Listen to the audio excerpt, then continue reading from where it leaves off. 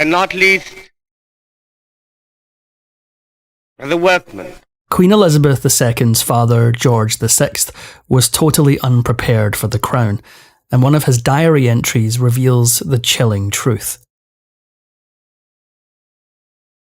King George VI was the spare, not the heir. When scandal rocked the monarchy, he was thrust into a role no one thought he could handle. What followed redefined the nation, and the man who led it.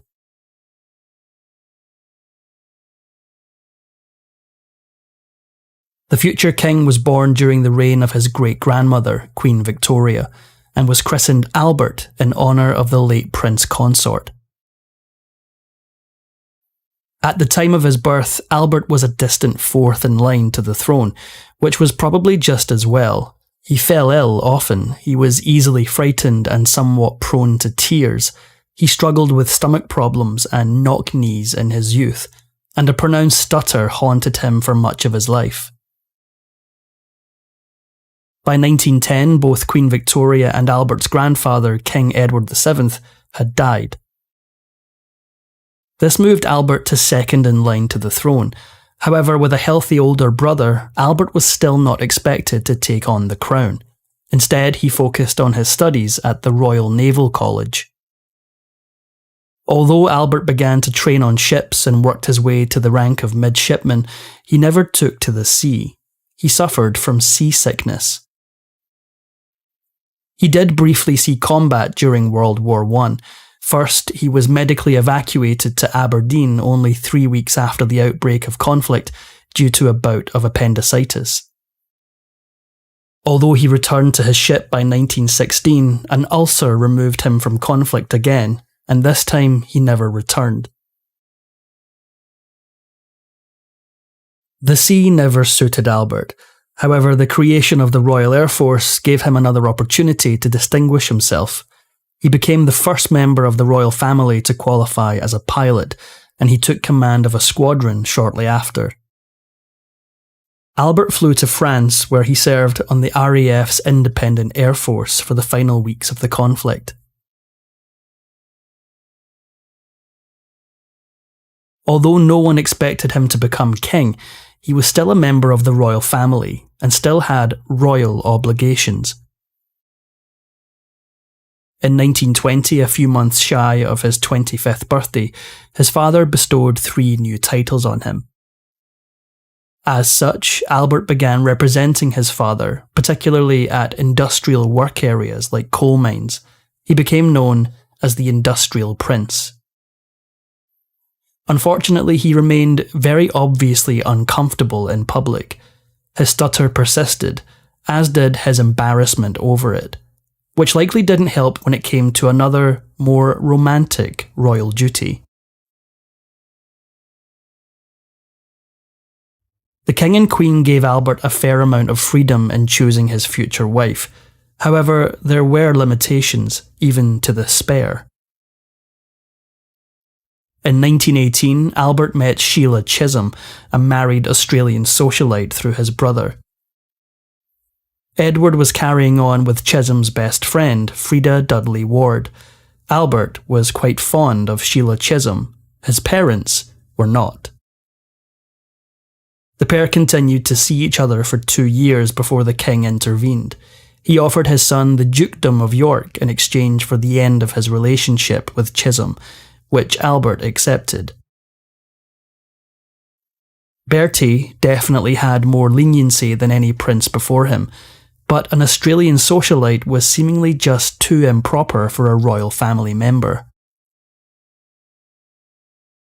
That same year, Albert bumped into Lady Elizabeth Bowes-Lyon for the first time since childhood. He was smitten, but Elizabeth was less certain. Traditionally, princes of Albert's standing married princesses, but in an attempt at modernism, the king and queen stood ready to permit Albert to marry a well-standing peer. However, that didn't mean Elizabeth was willing to step into the spotlight. Albert proposed in 1921, and she turned him down, fearful of the trappings of being a monarch. Despite her reluctance, Elizabeth was welcomed into the royal family, even acting as a bridesmaid at the marriage of Albert's sister, Princess Mary, in 1922. When Albert proposed again a month later, she refused, but Albert was determined. The third time that he proposed, Elizabeth accepted, and they married in Westminster Abbey on April 26, 1923. The couple had 2 children, Margaret and Elizabeth. Albert continued with his expected royal duties, Elizabeth often joining him on royal tours. However, public speaking continued to be difficult for him. He still stuttered, making speeches painful for both himself and his audience. After a particularly grueling speech at the British Empire exhibition in October 1925, Albert faced the fact that something needed to be done. He needed help with his speech impediment if he was going to continue in his royal duties. He hired a speech therapist, Australian-born Lionel Logue. Logue prescribed regular vocal and breathing exercises to help Albert relax and feel more confident in his speaking. Albert hired Logue in 1926, and by his 1927 tour of Australia, everything changed. Albert spoke confidently during the opening of Canberra's new Parliament House. Logue remained present in Albert's life, supporting him before major speeches until the late 1940s. Albert was the second son, meaning that his brother Edward was first in line to take the throne following their father's death. Everyone saw it as highly likely that Edward would marry and have children, pushing Albert out of succession. In contrast to Albert, Edward seemed like the perfect future monarch. He was charming and charismatic. He could control a room. But he had a tendency to have too good of a time, and their father, King George V, had his doubts about Edward's suitability to the crown. He said, "After I am dead, the boy will ruin himself in 12 months. In reality, it only took Edward 11 months. George V died on January 20th, 1936, and Edward immediately succeeded him as King of England, with a coronation scheduled for May the following year. Edward quickly made himself a spectacle.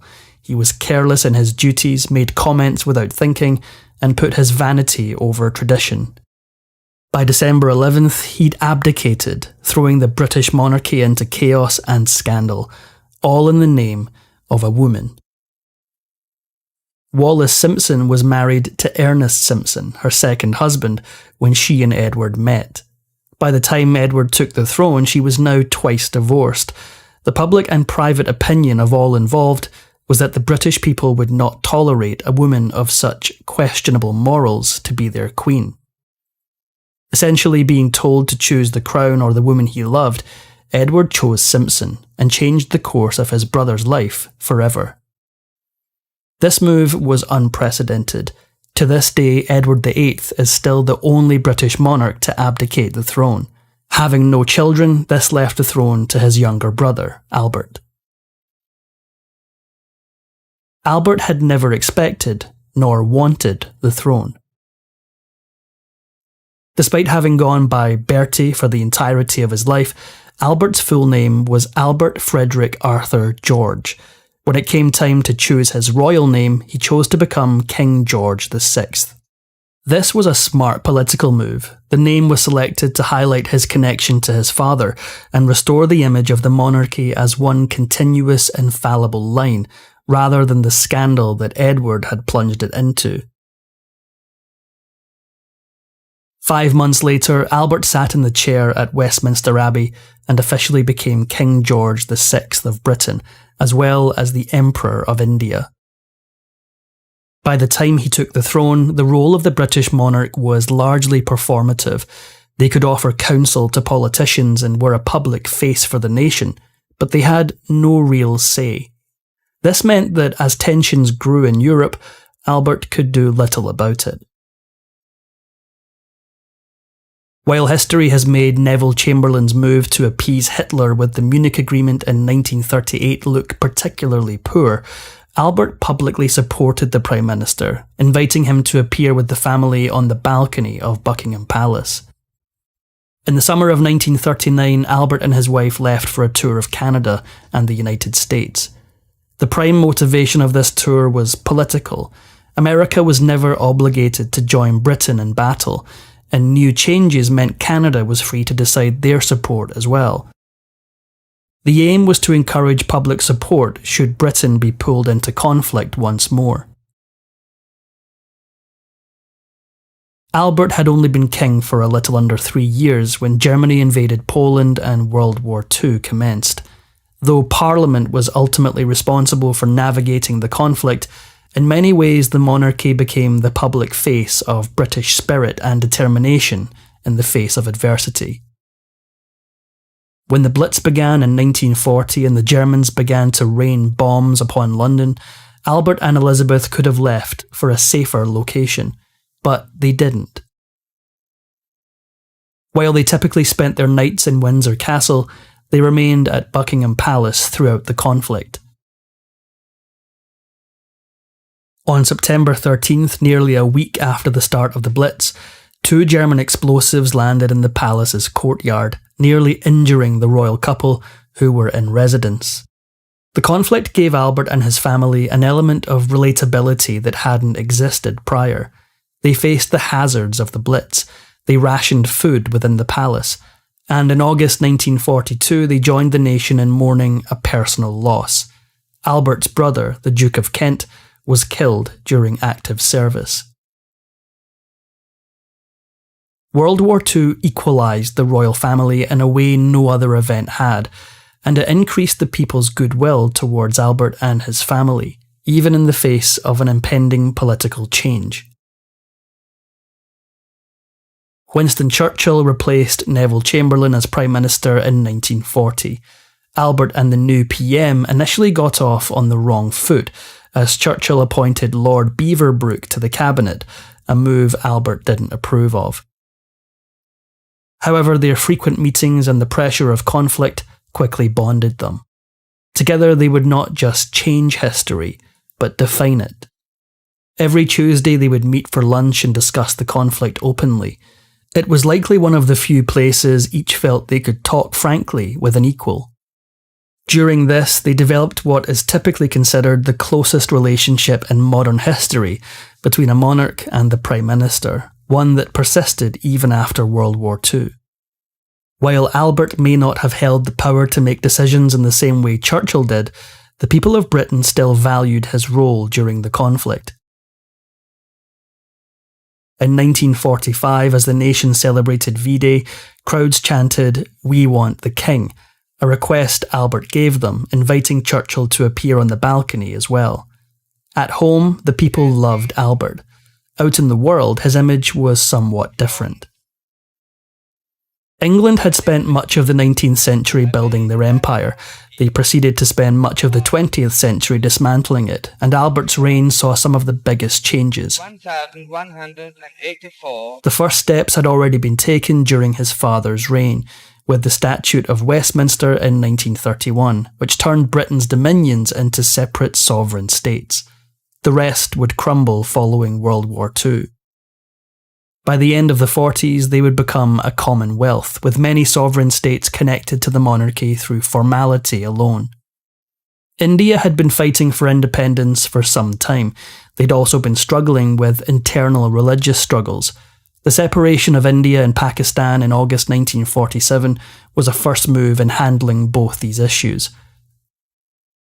The Empire of Britain was well and truly sunk by the time that Albert's reign ended. Albert had struggled with many health complications early in life. As he aged, these problems only grew worse. March 1949 marked the start of his decline. He postponed a planned tour of Australia and New Zealand due to a blockage in his right leg, and never fully served his royal duties again. Instead, his daughter Elizabeth and her husband Philip, Duke of Edinburgh, went on the tour in his place. Elizabeth and Philip began taking on more of Albert's duties from this point.